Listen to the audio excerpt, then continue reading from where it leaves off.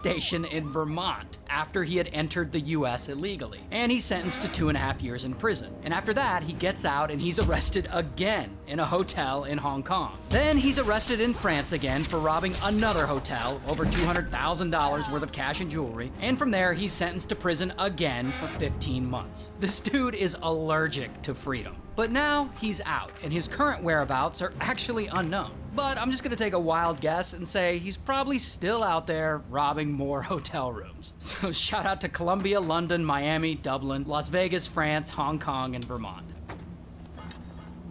So this relatively unknown actor is rich now. He just took in over $690 million, and he did it basically by just using his charming personality. So how did he get so rich? Now the guy's name is Zach, and Zach's an aspiring actor and he really wants to be famous. But unfortunately for him, he's not, but he will be. But for now, he's just a guy who runs a juice bar in Chicago. But then one day, he writes a billionaire asking him to invest in his juice bar. That billionaire is Howard Schultz, the CEO of Starbucks. So Zach writes Howard asking him to invest, thinking, I don't know, it's worth a shot. But then, surprisingly, Howard Schultz writes him back. And he says that he's really impressed with the business plan that Zach pitched him, but that he doesn't want to invest in the juice bar.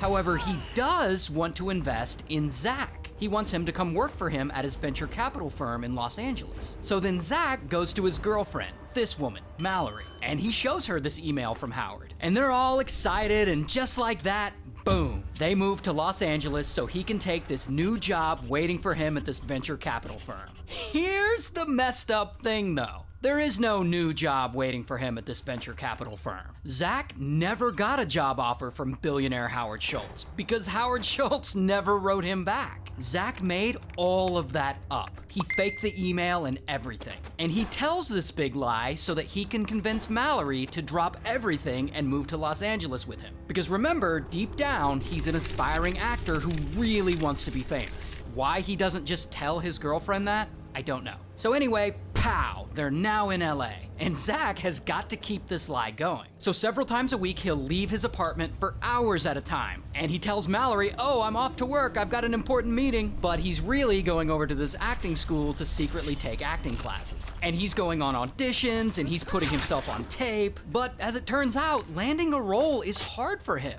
Mostly because his acting sucks. I am completely and utterly in love with you.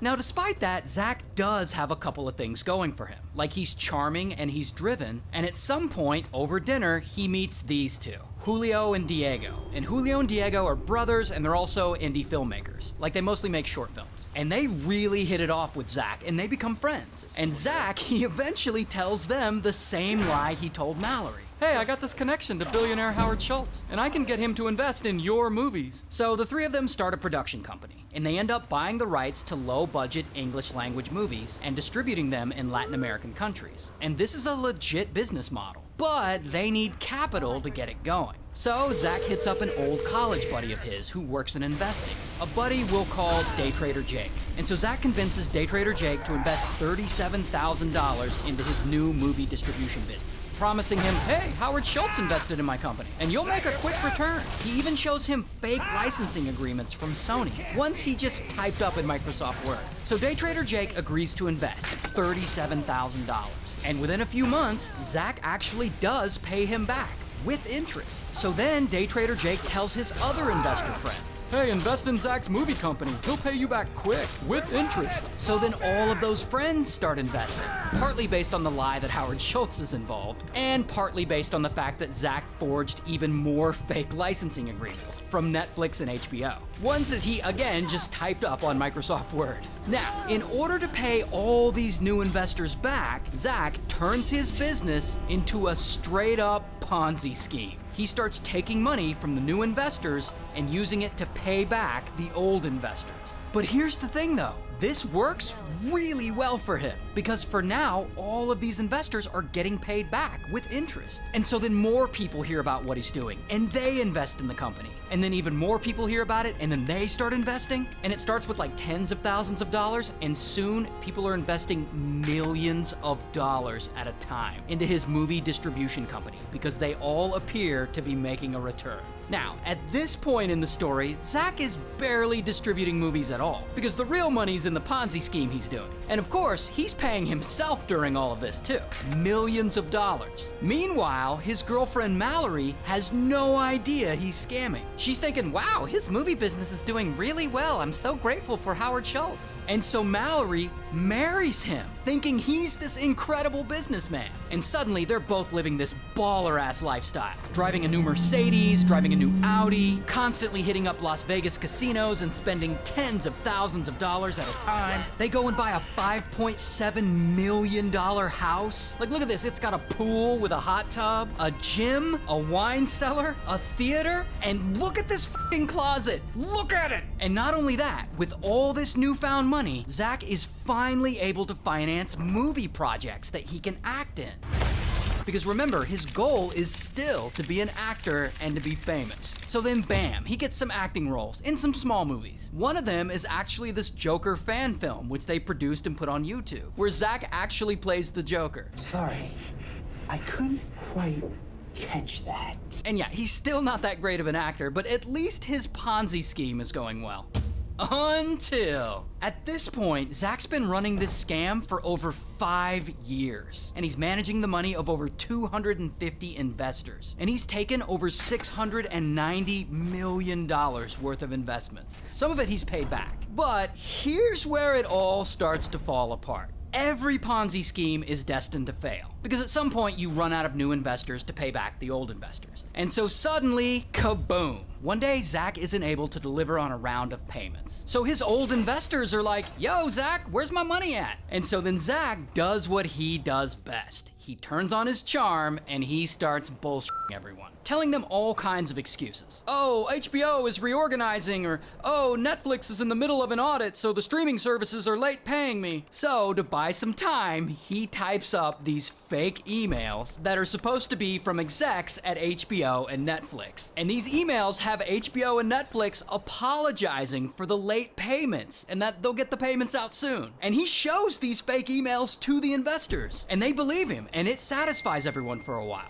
Then another year goes by, and Zach still hasn't paid his investors back. And at this point, all the investors are fed up and they're tired of the excuses. And some of them, they go and they file a lawsuit against Zach and his company. So then the lawyers involved have to subpoena Netflix for their financial records, because Zach told them that this was all Netflix's fault. And they're like, hey, Zach says you owe him money and therefore he can't pay us. And Netflix is like, we have no record of ever doing business with this Zach guy or his company. And so the lawyers write back and they're like, what about all these licensing agreements you signed? And then they send Netflix the fake licensing agreements that Zach had given them that he typed up in Microsoft Word, along with all of the fake emails that Zach had fabricated. And Netflix looks at it and they're like, these are fraudulent, and this is a huge deal. And that is when everyone involved starts to piece all of this together, and they come to the conclusion that Zach is running a Ponzi scheme. And of course, everyone is pissed off and they're disgusted and they want to take Zach down. But no one is more pissed off and disgusted than his old college buddy, day trader Jake. Because Jake was the very first investor. And he feels bad because he's the one who got all of those other investors involved. So he has to go and contact all of those other investors and shamefully tell them he may have accidentally involved all of them in a con.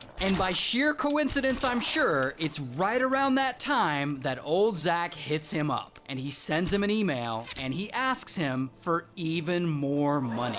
But at this point, day trader Jake has had enough and he contacts the FBI. And so then, boom, the FBI raids Zach's house and they arrest Zach, and I don't have a mugshot, but he's an actor, so I do have a headshot. So here's his headshot. And allegedly, the same day he got arrested, his wife Mallory files for divorce. Good for her. Meanwhile, Zach takes a plea deal and he gets sentenced to 20 years in prison for this Ponzi scheme. Plus, he has to pay back $230 million in restitution to all the people he defrauded. But on the bright side, I guess he is sort of famous now.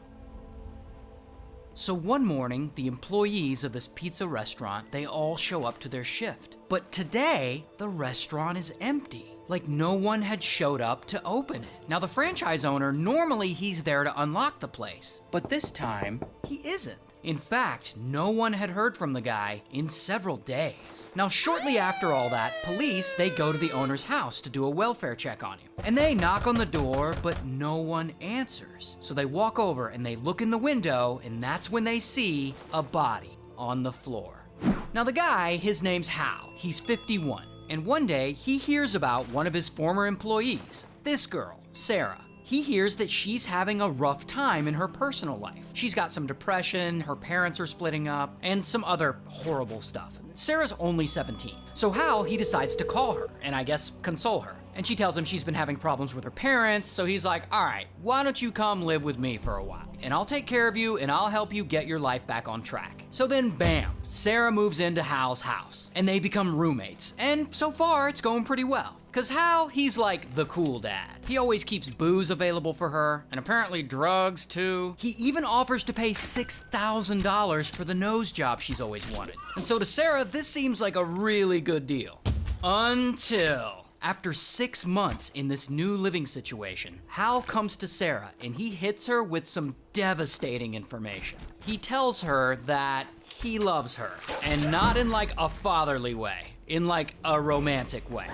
And since she's 18 now, he feels like it's appropriate to go ahead and make a move on her. And so Sarah, she's like, oh, hell no. And she shuts him down. But from there, Hal doesn't let up. Time goes on and he keeps trying to get with her, and she keeps saying no. And then one night, he gets frustrated and he threatens her. He says if she doesn't hook up with him, he'll kick her out of his place. And poor Sarah, she has nowhere else to go. So that night, she gets blackout drunk and she finally gives in. And then later, after they're done, Hal wants to ensure that it happens again. So he gives her an ultimatum. He's like, listen, if you're gonna keep living here, then you have to pay rent. And he also tells her she needs to reimburse him for food, gas, cell phone, car repairs, her dog's vet bill, and of course, that $6,000 nose job. And obviously, Sarah can't reimburse him. She doesn't make that much money. So she keeps on smashing with him because that's sort of her way of paying him. And this new smashing for payment routine, it keeps going. It continues anywhere from 3 to 5 times a week, and Sarah just hates it. And aside from that, Hal just doesn't treat her well. He belittles her, he threatens to sue her for the money she owes him, he takes her paychecks away from her when she gets them, so she has no money at all. It sucks. And then at some point, he tries to pay for her to get breast implants. But the doctor they go to refuses because she's so young. So then Hal decides to get her butt implants, which cost about $10,000. Not to mention, she doesn't really want them. But she ends up getting them, and he expects her to pay him back for the cost of the surgery,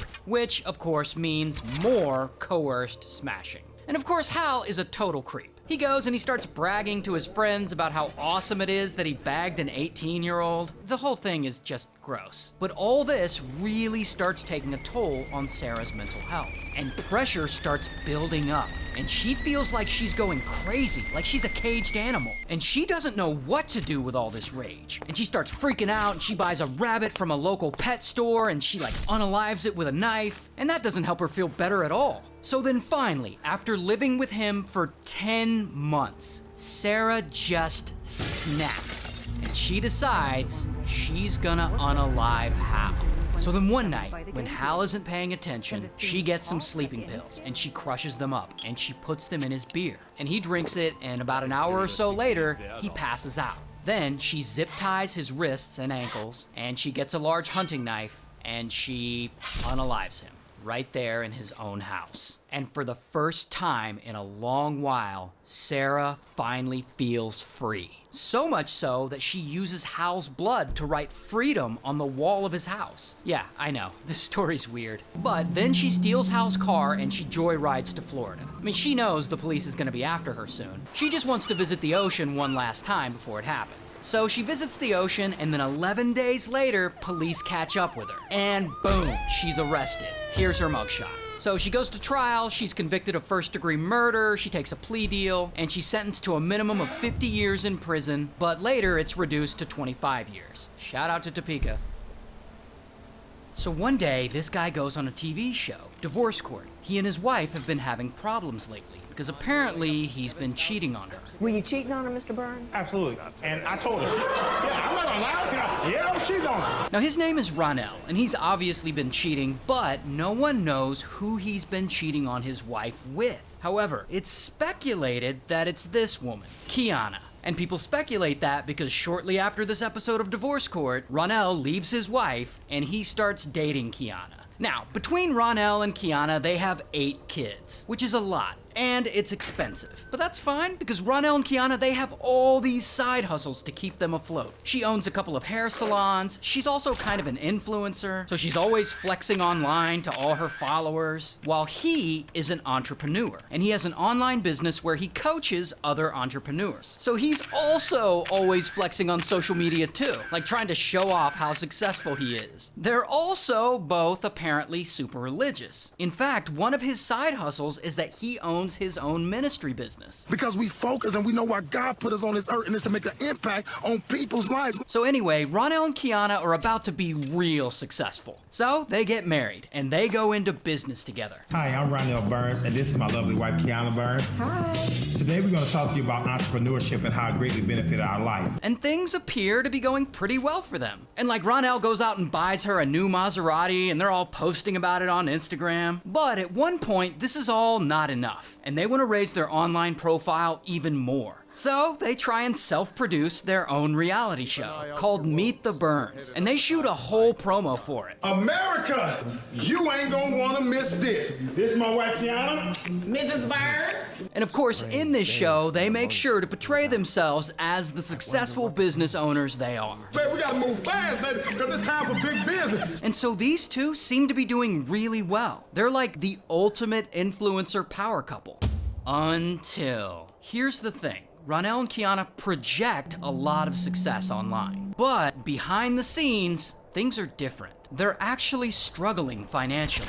In fact, almost all of their business ventures are failing. The only semi-successful ones they have are her hair salons. But apparently that's just not enough to keep them afloat. Mostly because they've been spending a lot of money on stupid shit in order to flex on social media. And soon enough, all this spending catches up to them. And they've racked up over $500,000 in debt. Debt that they're just not able to pay back. So then, boom, they file for bankruptcy. And this really sucks for them. But of course, they don't post that part on social media. No, they keep flexing and projecting that image of the ultimate entrepreneur power couple. And they act like nothing is wrong. In fact, 2 years later, despite their financial troubles, they decide to move the whole family to a bigger city. One where they'll have even more business opportunity, Atlanta. And of course, while they're there, they keep flexing online. And they just keep spending money. And they rent a huge 5,200 square foot house with 5 bedrooms and 7 bathrooms. And they allegedly tell their followers, not that they're renting it,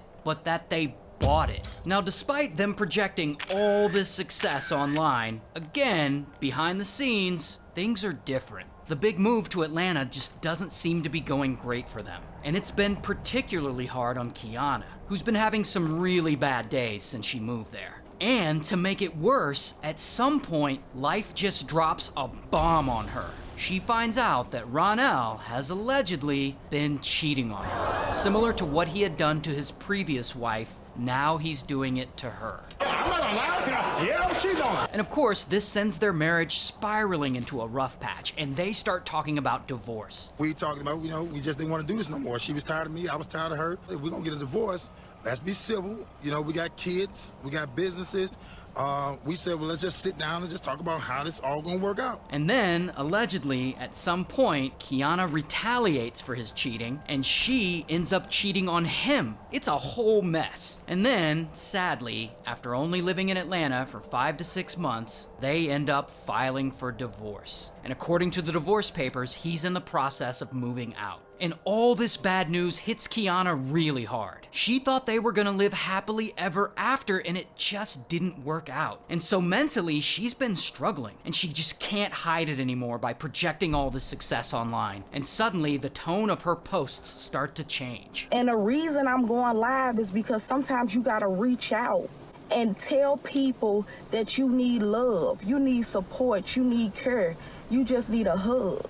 And honestly, you guys, I need that. And so Kiana starts to get more real, more emotional. One day she even posts, "God knows I would do anything to wake up from this nightmare." Then, about 2 weeks after that post, Kiana and Ronell are at the house one night. I guess he hadn't fully moved out yet. And as you can imagine, things are tense, and they get into an argument. And it gets bad, like really bad, and things get physical. In fact, this fight gets so bad, one of the daughters ends up calling 911, and she reports domestic violence. But at some point, Kiana just can't take it anymore. And so she goes, and she gets a pew-pew, and she points it at Ronell, and she pulls the trigger, unaliving him.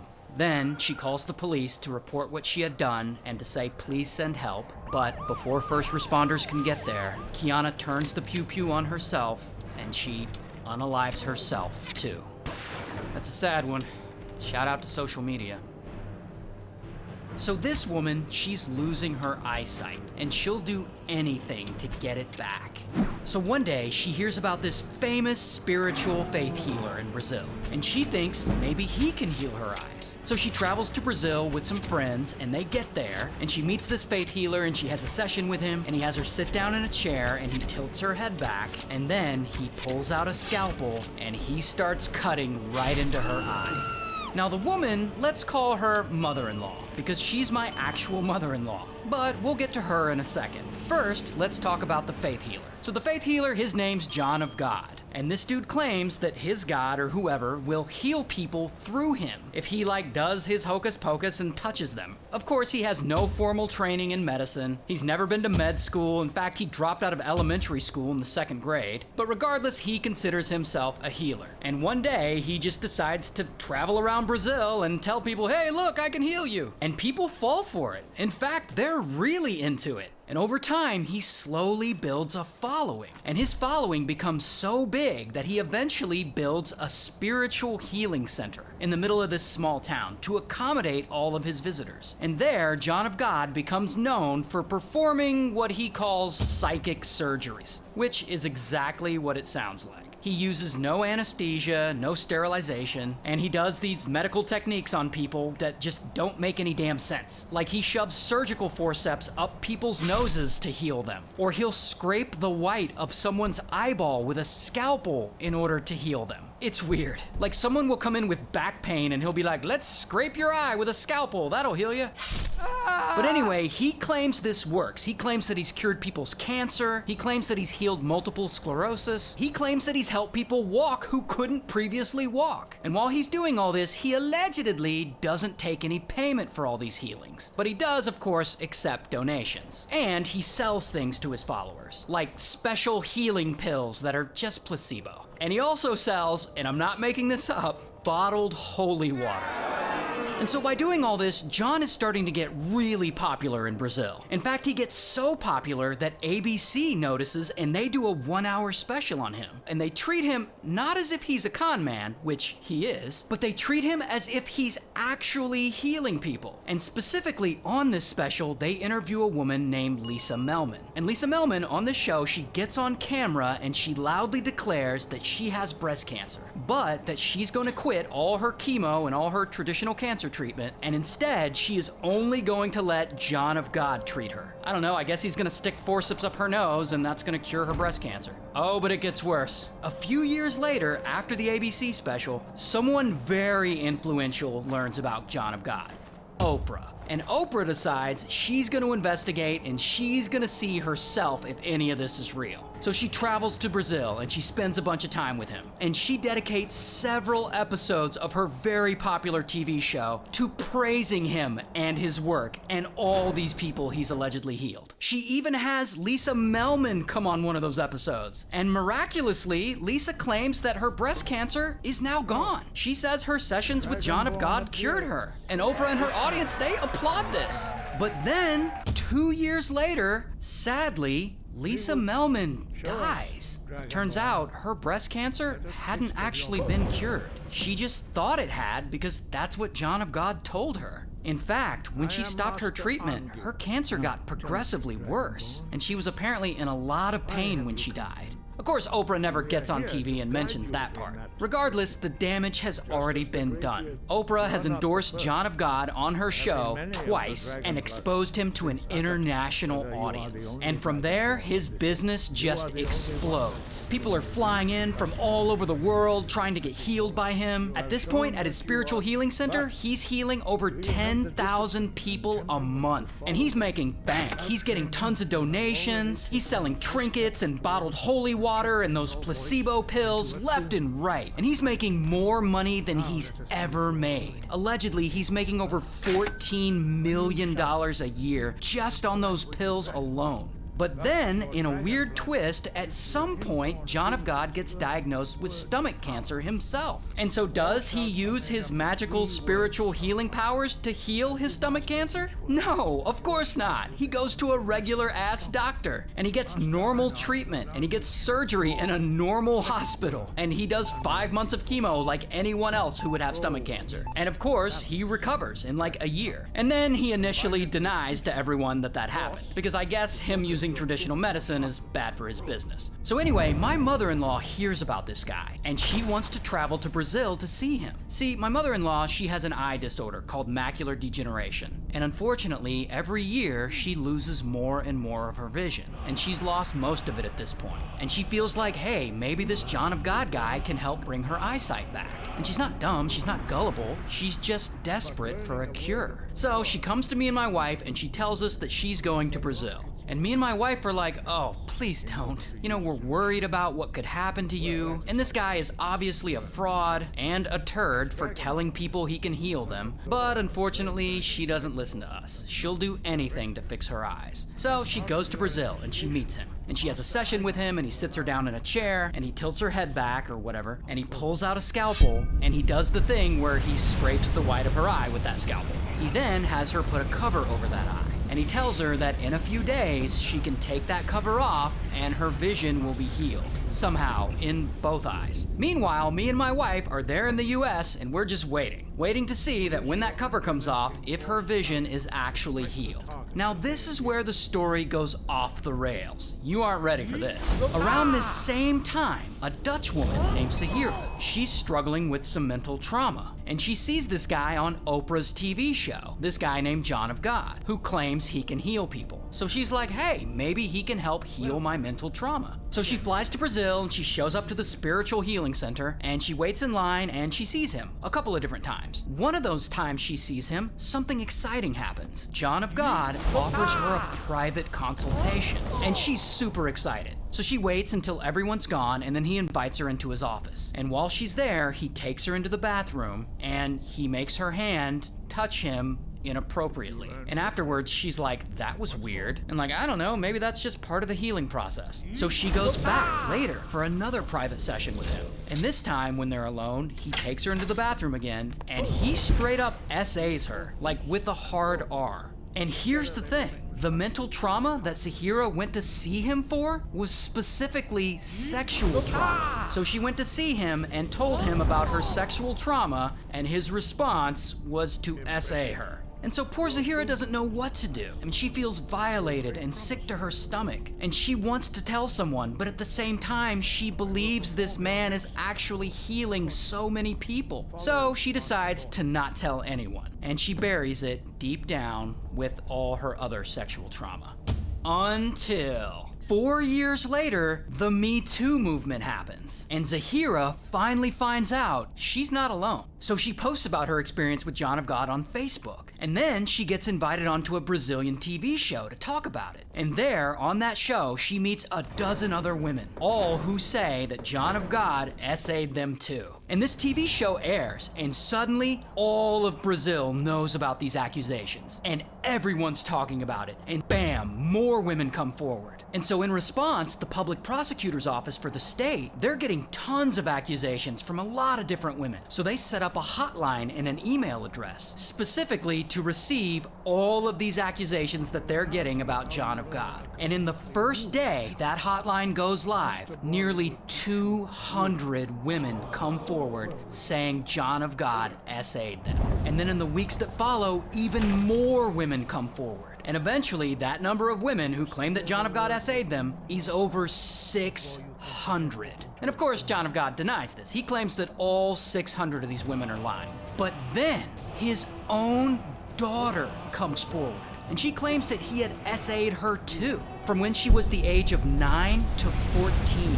He would tell her that he was healing her, but instead he would SA her. And she said that he finally stopped SAing her when she was 14, because that's when she got pregnant by another man. And when he found out that she was pregnant by another man, he beat her so hard that she lost the baby.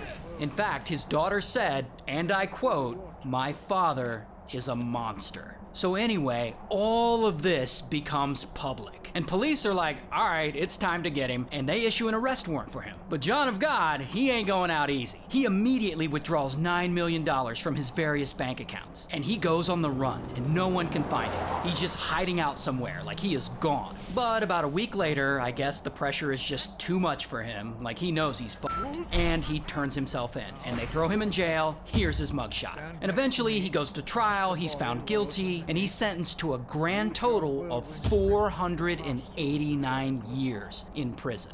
Good for him. And okay, so at this point, I know what you're thinking. You're like, Ray, did he do anything horrible like that with your mother-in-law while she was there? First of all, let me just say, none of that SA stuff was public when she went to visit, so none of us knew what had been going on. And while she was there, lucky for her, she said she met him in a room full of people, there were no private sessions, so no, nothing inappropriate happened with her. But it's also worth noting that she eventually took her eye cover off. And so, did John of God end up healing her eyesight? No, he did not. Shocker. Shout out to Brazil. So this guy, he's gonna get wrongly convicted, become a millionaire, and then get into a fight with a pro wrestler.